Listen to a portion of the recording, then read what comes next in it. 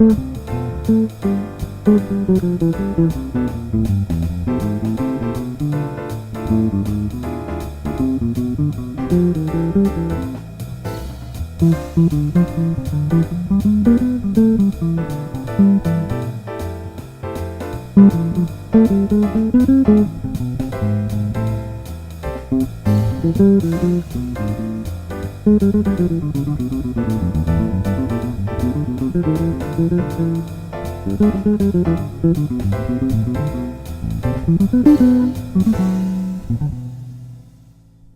my name's Tony Gray, and I'm really happy to be bringing you this lesson today on BeBop study. Now, this week has really been all about understanding what those pivotal light bulb moments were for me when I was practicing and working on stuff. You know, I was struggling a lot working through different method books, just trying to find my way through things.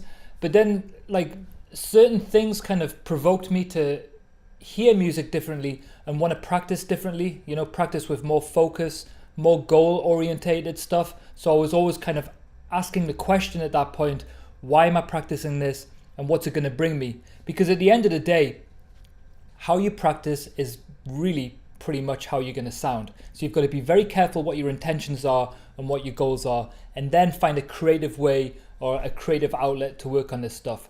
So this lesson is one of those light bulb moments for me, and it came really about just transcribing a bunch of BeBop solos and just seeing and identifying different patterns that just kept popping up.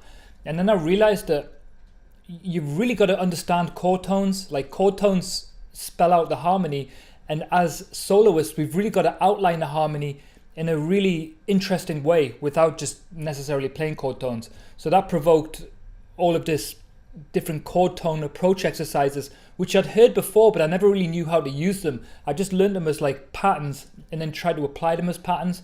But now I'm trying to apply them musically as a concept within my solo. So the vocabulary is there, and when I use it, I always try to use it in a musical way. So basically this exercise, again, if you haven't downloaded the essential practice progressions, it might be a good idea, because this is definitely one of those exercises you can apply to those progressions. Okay, so the concept for this lesson is it's a scale above, chromatic below to chord tone. So if you just take a simple C major 7 chord or a C major chord, and it's really important, I think, to when you're practicing this stuff to practice it in a few different ways. First of all, it's helpful to kind of hear the exercise or the concept along with a sustained chord. So I'll play for you now a C major 7 chord, and we'll just play the exercise for you so you can kind of see how it lies and how it sounds on the instrument. So what you want to do is, first of all, understand what key you're in. And if you're just dealing with one chord, let's just say this C major 7 is coming from the Ionian scale or the 1 major 7 scale. So my scale degree above notes are all going to be diatonic to the key of C. So to the C, we're just going to go D, B, C. And then we're approaching the third, so we're going to go F, D sharp, E. And then we're going to approach the fifth, so it's going to be A, F sharp, G. And then finally, the 7th degree, the B, we can approach C, A sharp, B. And you've got to be creative with this idea at this point.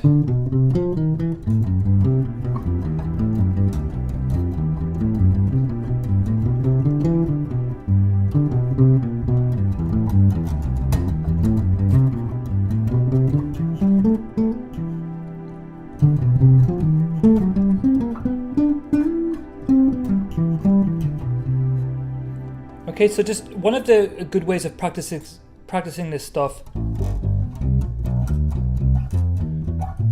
is practicing it on a single string, ascending and descending. There is tons of this stuff inside the Tony Gray Bass Academy. There's an entire course on a bunch of different approach concepts to all of the different chord types that you're going to find in music, and also some kind of tips and tricks on how to kind of move this stuff around melodically. But for this lesson, we're just going to look at practice progression 16, which is basically the same progression we used in the walking bass line exercise, which is just a 2-5-1 in the key of C major, and then a 4 major 7 also in the key of C major, and then it moved to a minor key the relative minor. So it was B minor 7 flat 5, E7 flat 9, and we'll get into what that chord is and where it comes from here and in the document. And as well, download the document and kind of follow along with the video with the document and kind of help you absorb it a little bit more in a focused way, in a more creative way, so you can actually understand what I'm doing while I'm doing it. And then of course from the E7 flat 9 it gravitates towards that A minor, which is the minor key. Okay, so the first thing you've got to do is be able to analyze the progression. All right, so the first chord, D minor 7, we know it's coming from the key of C major. It's a 2, and then the G7 is 5, C major is 1, and the F is 4 major 7. Now understanding where those chords are coming from is in terms of the mode dictates what your scale degree above note is. The chromatic below doesn't really matter, but for example, so for C, let's go from D. So D minor 7, we have the E, which is the diatonic note, scale above, and then C sharp to D, then G, E, F, okay, then B, G sharp A, and then D, B, C. And again, you have to be able to fluently move around the instrument with this pattern and find creative ways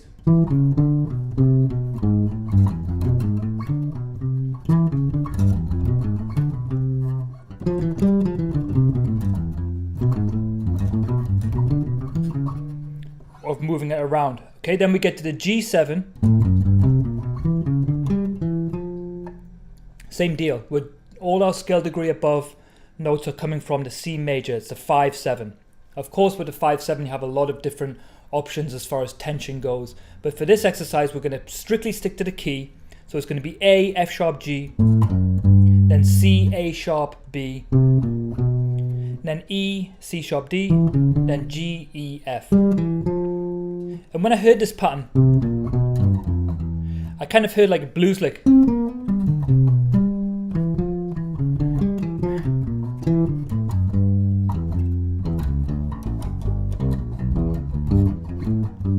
So again, play around with that, play along with the sustained chord, practice single string. Next we have the C major 7, we've already looked at that. And then we have the F major 7, and this is where kind of the difference and the understanding of the diatonic scale degree above is important. So for the F, to the root, it's G, E, F. But to the A, instead of going like, for the C major, it was a F, D sharp, E, which is a half step above and a half step below. But for the A in F major, now we have to go a whole step above to get that B.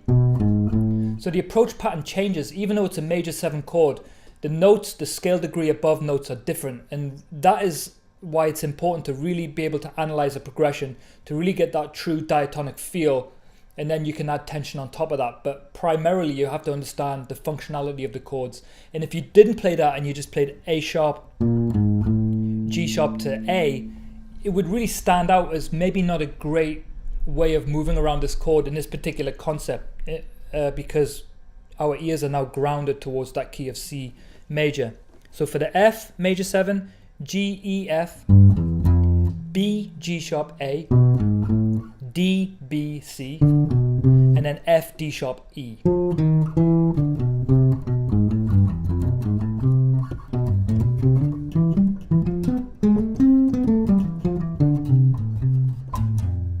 Okay, then we have now the modulation to A minor 7. The B minor 7, we're using the Locrian scale. It doesn't change. It's the 2 chord in the natural minor modes. And in the document here, you'll see that I've kind of written out the major modes, so you can see them clearly.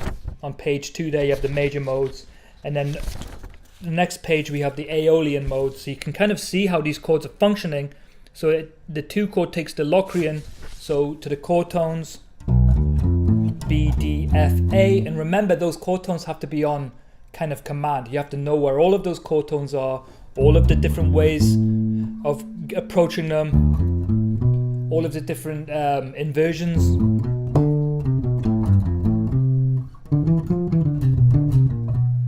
And the chord tone pattern for this would be to the root, it would be C, A sharp B, then E, C sharp D, then G, E F, and then B, G sharp A.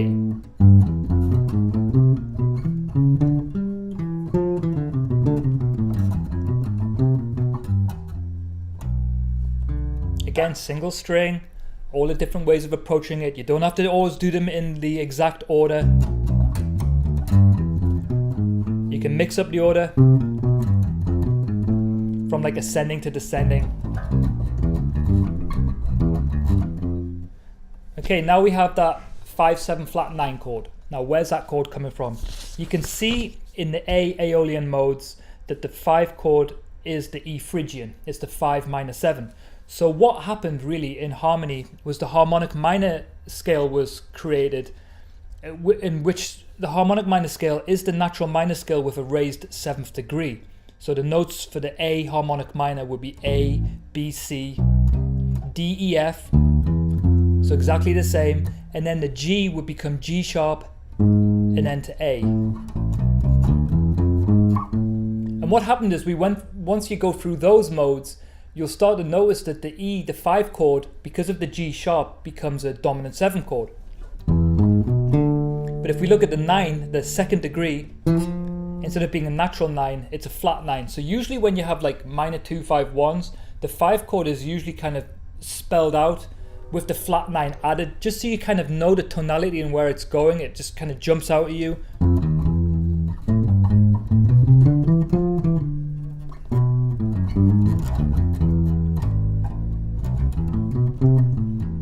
So for the E, and then the melodic minor came about because the interval between that flat 6 and major 7, that minor 3rd, was kind of unusable as far as the chords go. So when the chords came out of the mode, that intervallic leap kind of made it a little bit unmelodic and unusable in some respect. So the melodic minor was created to give you that kind of melodic note, to bring those intervals a little bit closer. So then the 6th degree was made natural. So for A melodic minor, it was just A, B, C, D, E, and this time the F became F sharp, and then the G sharp remained.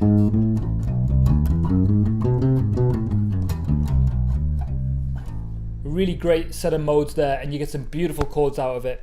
But not so important for this lesson. Again, in the Tony Gray Bass Academy, there's an entire course on functional harmony, how to use all of these chords, where they come from, what the chord scales are, etc, etc, etc. But for this exercise, I just want to kind of briefly tell you where those scales were coming from and where the chord scales are coming from, so you can play the correct scale degree above. So for E7 flat 9, to the E would be F, D sharp E, then A, G, G sharp, and then C, A sharp B. So far we just have chromatic above, chromatic below. And then the 7th degree we have E, C sharp D. And again,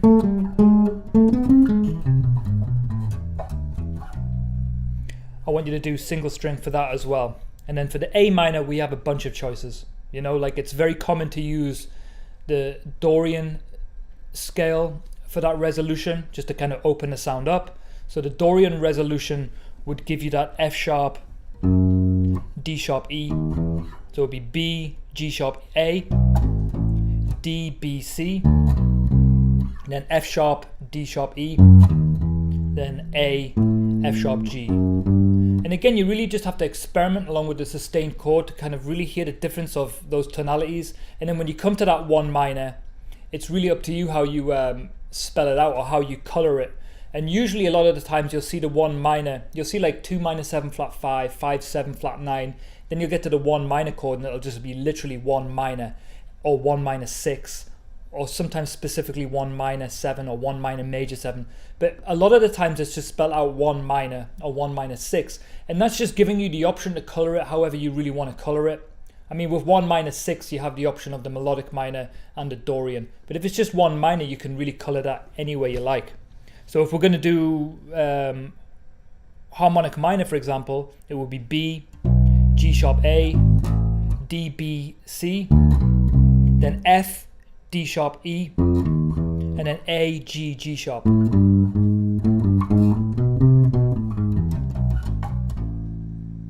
Okay, so my common scale would, I don't know, I kind of mix it up. I just go with the flow of what I'm hearing being comped behind me, and that usually dictates what I'm going to play. But a lot of the times I'm going to use Dorian, sometimes I'm going to use melodic minor, sometimes harmonic minor, sometimes Aeolian. It just really depends on how you want to color that. Okay, so there's your exercise. So I just want you to work through that progression at first, just really hearing the changes. So D minor 7, then G7, C major 7, F major 7, B minor 7 flat 5, E7 flat 9, A minor 7.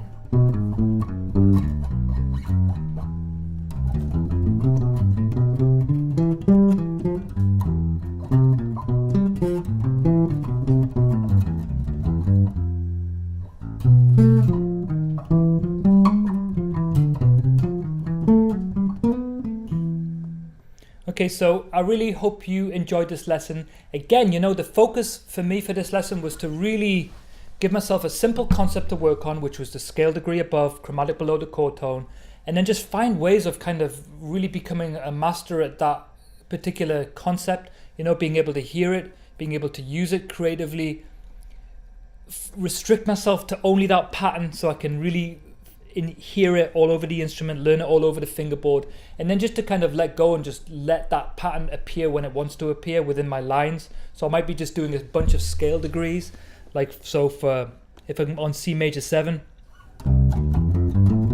I could just play the scale and the chords. The chord tones are always important. And then I'm just kind of trying to sneak in this idea.